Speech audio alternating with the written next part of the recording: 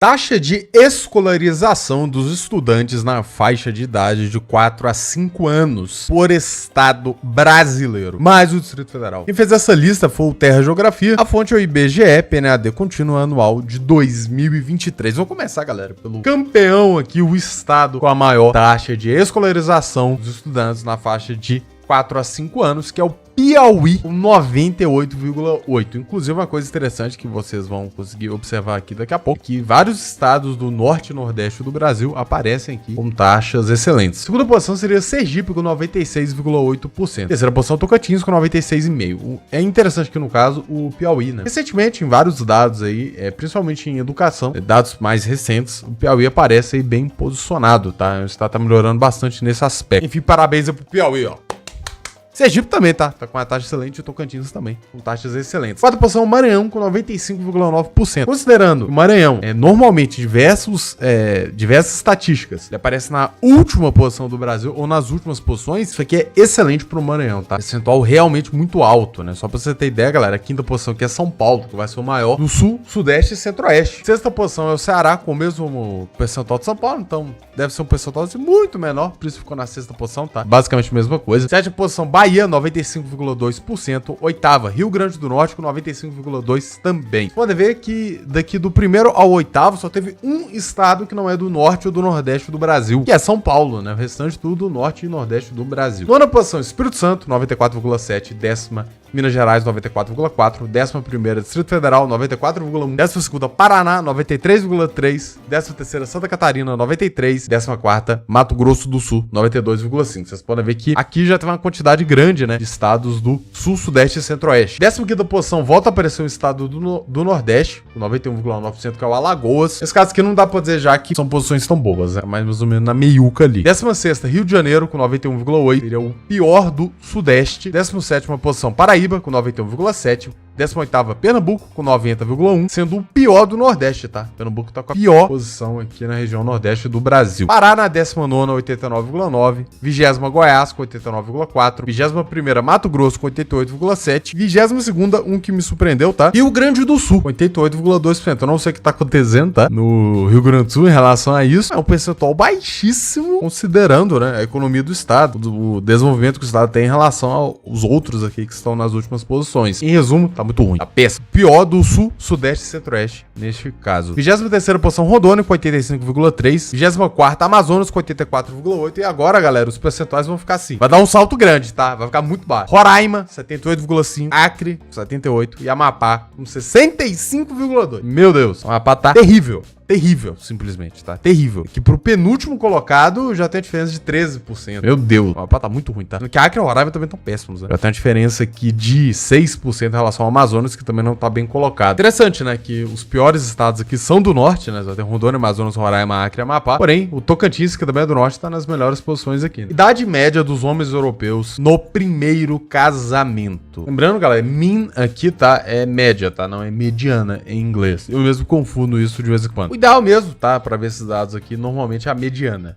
não a média. Mas também serve. A fonte aqui é o Eurostat de 2020 e 2021. O que é interessante você ver aqui neste mapa é que a maioria dos países da Europa, os homens estão se casando com uma idade bem avançada, né? Porque você tem que lembrar que é o primeiro casamento. Vamos começar pela Suécia, que é o país com a maior idade média no primeiro casamento, que é 37,5 anos. Isso aqui é muito, tá? Primeiro casamento, não é nem o primeiro filho. Não sei se os caras estão tendo filho antes do casamento, né? Eu não sei. Mas realmente é uma idade bem alta, o que não é surpreendente, né? A taxa de natalidade do mundo em geral tá caindo bastante, mas na Europa em especial, caindo mais ainda. Eu não sei se isso aqui seria um motivo econômico, tá? Pode ser. Estão tendo uma renda média menor do que as gerações anteriores, na mesma idade. Pode ser também a questão pessoal, né? De simplesmente não querer casar cedo.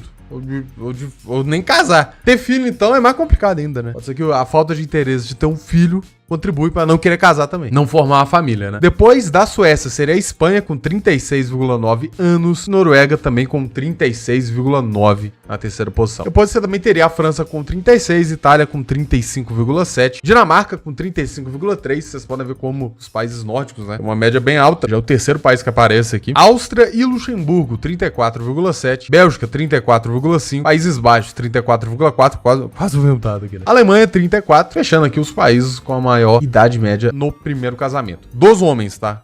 O dado que não inclui mulheres. Agora, os menores, que estão casando mais cedo, seria Bielorrússia, com 27,5. Interessante, Bielorrússia é extremo em todos os dados que você vê, né? Incrível. É o lugar mais ditatorial da Europa, também onde a galera tá casando mais cedo. Correlação correlação nenhuma, tá? Não faz o menor sentido isso. Turquia na segunda posição com 28, junto com a Ucrânia, também com 28 anos da idade média no primeiro casamento. Ainda assim, né, se você for comparar com o que a galera casava no passado, ainda é relativamente alto. Antigamente era comum, não sei se é positivo, tá, na minha opinião não, mas você vê o pessoal com 20 anos, 19 anos, casado já, né? Vai da pessoa, né? Também hoje em dia ainda tem outro problema, né, além das pessoas estarem casando mais velhas, né, ainda tem um percentual altíssimo de divórcios, então, pô, no futuro, cara, ninguém vai ser casado, em resumo, vai ser casado com um IA, programado pra gostar de você, ó, não vai ter briga. Dá pra fazer uma leve correlação aqui, que países mais pobres da Europa estão com uma idade média menor ao primeiro casamento, tá? Porém, não é uma regra, tá? Você tem que, por exemplo, Irlanda com 33,8, é um dos países mais ricos, né? Isso é a mesma coisa. O melhor lugar do mundo para você encontrar diferentes alfabetos. Basicamente, galera, é este ponto aqui entre a Grécia e Bulgária, que estão no Balcãs, até chegando aqui no Irã. Você tem uma utilização de diversos alfabetos. Vamos começar aqui do oeste pro leste. Você teria que na Grécia o próprio alfabeto deles, né? Que é o alfabeto grego, é utilizado só na Grécia. Na realidade, se eu não me engano, também é utilizado no Chipre, ok? Pelos falantes de grego. O Chipre foi omitido aqui. Ok. Na Bulgária você tem o cirílico, que é aquele alfabeto russo, tá? Pra quem não entende muito bem. É russo, aquele jeitão de russo escrever as coisas. Na Turquia é utilizado o alfabeto latino, não é o cantor, pelo amor de Deus. Lembrando que isso aqui foi uma mudança do Atatürk, que é o fundador da Turquia moderna. Ele realizou essa mudança, ele achou que seria mais positivo pra Turquia, e é verdade, né? A Turquia até aquele momento utilizava o alfabeto arábico. Lembrando que turco não tem absolutamente nada a ver com árabe, tá? A língua. Só utilizava o mesmo alfabeto mesmo. Depois você vai ter aqui na Síria, Iraque, Irã, o alfabeto arábico. Você pergunta, mas no Irã usa o persa. Só que o alfabeto persa, galera, é uma versão, tá? Do alfabeto arábico. Então pode entrar aqui, tá? Na mesma família. Mas ainda assim é diferente, ok? Então faz uma diferença aí. Já que na região do Cáucaso, você teria a Geórgia, que utiliza o alfabeto próprio deles. A Armênia, que também utiliza o alfabeto próprio deles. E o Azerbaijão, que utiliza o alfabeto latino. Lembrando, o Azerbaijão é um país túrquico, tá? Não é turco, mas é túrquico. Uma semelhança bem grande aqui com a própria Turquia. Agora, se é por isso que eles utilizam o alfabeto latino, eu não sei, tá? O Azerbaijão, até pouco tempo atrás, fazia parte da União Soviética. Não sei se eles já utilizaram em algum momento da história o alfabeto cirílico. Se sempre for o latino mesmo, ou se for uma mudança pós-independência. Sinceramente, não sei. Quem for historiador aí pode deixar os comentários também. Colocarem bastante valor ao vídeo. Lembrando, a fonte de tudo isso aqui é a Wikipédia, tá? Mas como são dados, né? Bem fáceis de ser verificado, não é uma fonte ruim. Não deixa de ser interessante, né? Que uma região tão pequena, tão compacta, consegue ter tantos alfabetos diferentes. Diferentes maneiras de organizar a data, o dia, em que tempo você está. Aqui no gráfico em questão, né, ele deu o nome aqui de lógica europeia, lógica japonesa e lógica americana. Eu não sei se esses são os nomes oficiais, tá? Eu acredito que não. Mas basicamente, tá? Tá até escrito aqui no gráfico que são formatos de data utilizados na Europa, Japão e Estados Unidos. Na verdade, é utilizado em muito mais países, né? Ele simplesmente só ignorou mesmo. Primeira maneira de organizar a data que ele colocou aqui seria a lógica europeia, né? Segundo ele, é dia, mês e ano. Não sei onde foi criada essa lógica, tá? Não sei se foi na Europa. Provavelmente, tá? Também é utilizado aqui no Brasil e, na realidade, na maior parte do mundo, né? Primeiro vem o dia, que é a menor unidade de tempo que a gente utiliza pra falar a data. Mês, a segunda, que é a do meio. E ano, que é a maior. É a que mais faz sentido, né? Vamos ser sinceros. Também tem aqui o que ele chamou de lógica japonesa, que é utilizado no Japão, mas tem alguns países da Europa que utilizam também esse sistema aqui, tá? E outros países também em outros continentes, que é primeiro vem um ano, que é a maior unidade, depois o mês, que é a do meio. Por último, a do dia, que é a menor. Sinceramente, também faz sentido, tá? Eu acho que tanto a japonesa como a europeia tem seu valor, tá? As duas funcionam da mesma maneira. Como a gente tá mais acostumado por dia, mês e ano, eu acho que eu prefiro. Inclusive, na realidade, eu acho melhor a europeia aqui, pensando bem. O que mais muda é qual, né? Qual dessas unidades é que mais muda? O dia. Então faz sentido ele vir primeiro, né? Que é a informação mais importante. O ano muda uma vez a cada 365 dias, né? Não é tão útil ele vir primeiro. Na verdade, eu acabo de decretar, tá oficial, tá? Essa aqui é a melhor lógica. E depois vem a lógica americana, que, pelo amor de Deus, é um lixo, né? Vou ser sincero, né? Primeiro vem o mês, depois o dia, depois o ano. Não faz o menor sentido, tá?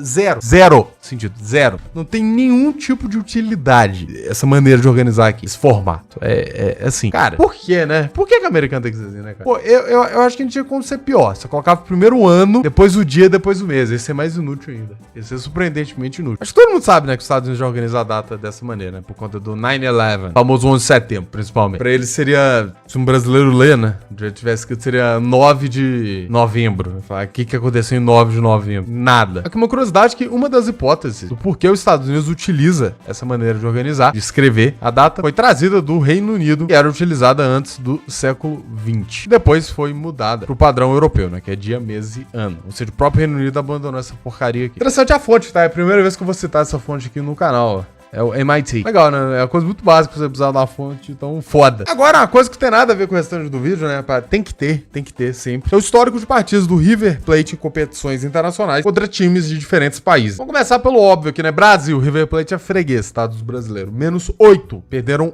8 partidas a mais do que ganharam contra os brasileiros. E de fato o River Plate é bem freguesão nos últimos anos, né, dos times BR. Eu torço pro Galo, tá? Acho que não é surpresa pra ninguém, eu falo em bastante vídeos. A última partida do Galo e River Plate foi 3-0 pro Galo, né? Então teve o River Plate e Flamengo em 2019, que o Flamengo comeu um rabo desse também. Recentemente o River Plate foi eliminado por algum brasileiro, cara? Nem sei, tá? Já foi a época que a gente tinha medo de um time argentino, né? Antigamente, cara, você falava assim, ih, seu time pegou o Boca. Ih, seu time pegou o River. Ih, cara. Ah, seu time pegou um time argentino que não é um Boca ou River, mas um velho. Desde do Gigi, seu time pegou o River. Ah, legal. Beleza, ótimo. Inclusive, teve aquele time do Boca que chegou na final da Liberta com o Fluminense, né, cara? Que time horroroso, tá? Que time horroroso. Nunca quero pra um time daquele nível ter chegado na final da Liberta. Passou mais por incompetência, né, dos rivais. Somente do Palmeiras, aquela semifinal. Dito isso, outros países que o River Plate também tem um histórico negativo é Espanha, -1, provavelmente mundial, né? E o River Plate também, tá? Ele é igual a alguns times do Brasil, inclusive o meu, perderam na semifinal do Mundial, né? Inclusive virou algo tão normal. Mas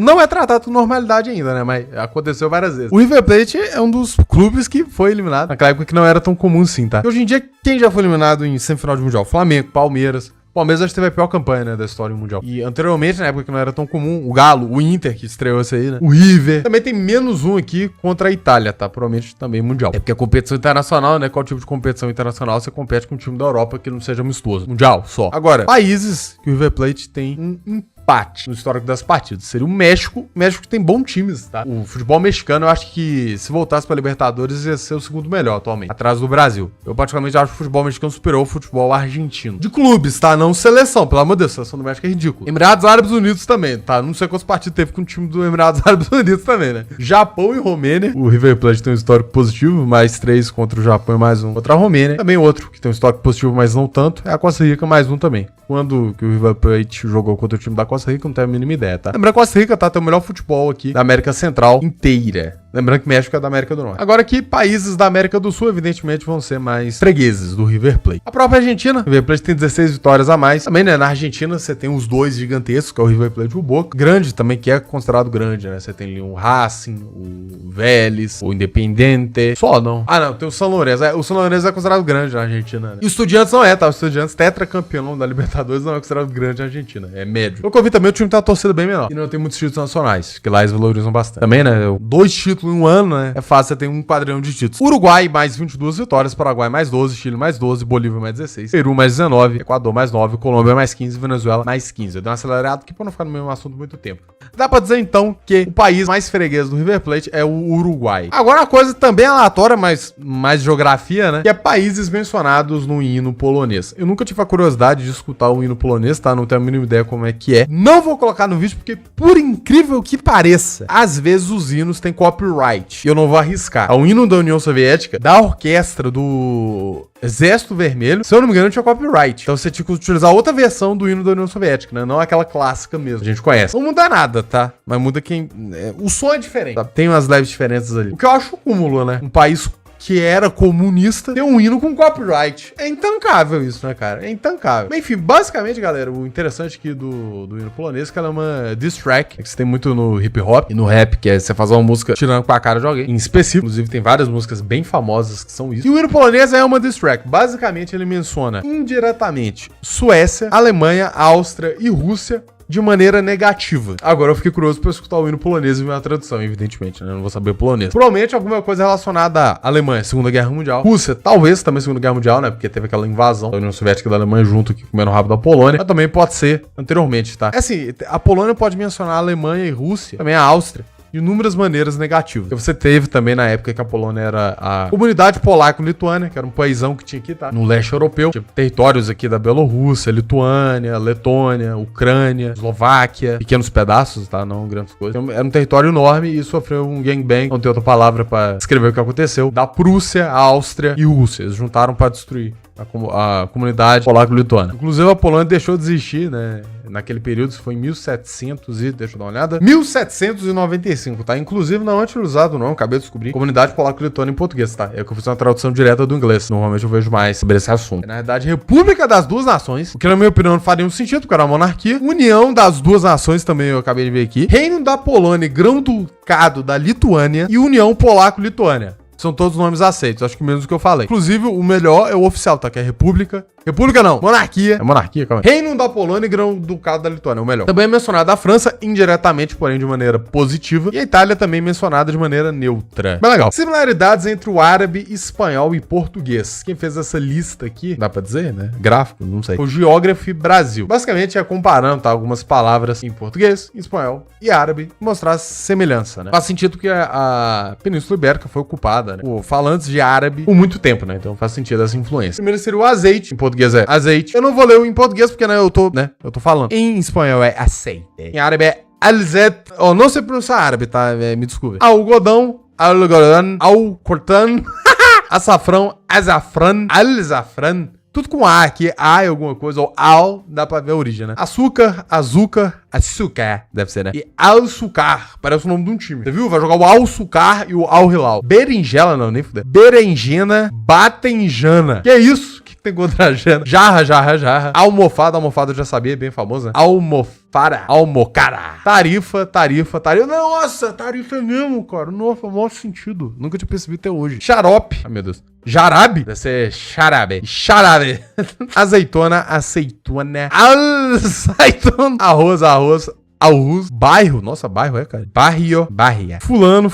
Full. Será que full in English? Do you speak it, motherfucker? Será que tem a ver também? Eu não sei. Como os europeus imaginavam o mapa da África no ano de 2000 em 1953, tá? Qual a fonte disso aqui? Não tenho a mínima ideia. Mas eu achei interessante mostrar mesmo assim. Vou começar pelo que os europeus imaginavam como países independentes no ano de 2000. Você vai ter Egito, com a fronteira atual, inclusive. Líbia, Tunísia, Argélia, Marrocos, Mauritânia, Sudão. Unificado, mas nos anos 2000 era unificado mesmo, então nada surpreendente. A Etiópia com a Eritreia, que é anexado, já foi assim, tá? Então nada demais também. Djibouti, junto com a Somália, inclusive Somália unificada, né? Com a Somália em essência. O que o governo controla é pouquíssimo. República Democrática do Congo, com Burundi e Ruanda juntos. Deixa eu ver se tem alguma diferença aqui óbvia. Tá, você tem a África do Sul com a Namíbia e Botsuana. Se eu não me engano, já foi assim, não? Enfim, não consegui achar rapidamente aqui, tá? Mas a Namíbia eu tenho certeza que já foi da África do Sul. Ah, inclusive tá faltando aqui Eswatini e o Lesoto, né? Também seria aqui um paísão só. Lembrando, a África do Sul é um país sem nome, tá? Eu mencionei no vídeo anterior aí de gameplay. A África do Sul não é nome, né? Porra, é uma região. Igual Estados Unidos da América, não tem nome. A América, o nome do continente, veio antes, inclusive, do país Estados Unidos da América, né? O nome do país é o quê? Estados Unidos, mas Estados Unidos é a descrição, né?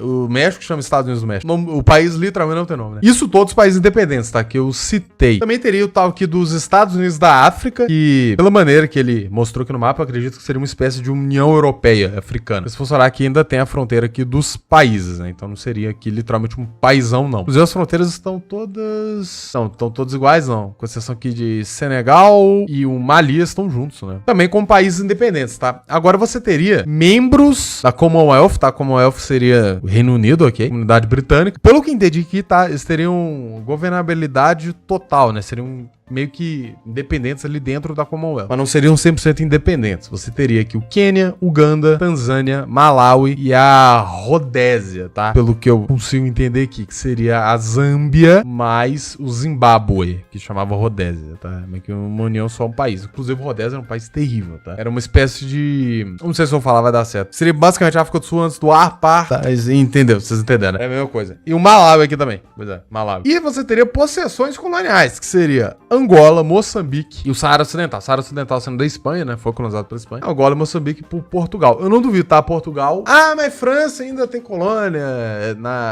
tem umas ilhas, né? Realmente. Mas é integrado ao Estado. E não são possessões grandes, né? São possessões minúsculas. Na verdade, se for colocar a Ilha da Madeira e Ilhas Canárias também são da África, né? Porque não são colônias exatamente. Acho que as duas nem tinham população nativa. Não dá pra dizer que foi dominado, né? Não tinha ninguém. Não tinha, tá? Habitação constante. Você tinha ali entrepostos comerciais, né? pessoal ali do norte da África, mas nada, nem a cidade, nem nada do tipo. Enfim, eu não duvido disso aqui, tá? Se Portugal fosse o país mais poderoso, eu não duvido que tentaria manter Angola e Moçambique por muito mais tempo, né? Já manteve por um tempo absurdo. E pra encerrar o vídeo de hoje, galera, recentemente foi passada uma lei na Alemanha liberando o uso da cannabis para uso recreativo, ou seja, fumar a Amazônia. Pra ficar louco das ideias. É exatamente isso. Eu sou a favor, tá, da liberação total. Pra fumar Amazônia aí, problema de quem fuma. Eu acho que você deva fumar, tá? Eu acho que não, mas acho que tem que ser legal, né? Se álcool e cigarro fica complicado. Você fazer algum argumento pra cannabis não ser. Inclusive, álcool e cigarro são até drogas piores. Basicamente, na Europa agora você tem só Alemanha e Luxemburgo, né? Por que pareça, na Holanda, Países Baixos, ó, me corrigindo. É ilegal, mas descriminalizado. Eu acho bizarro.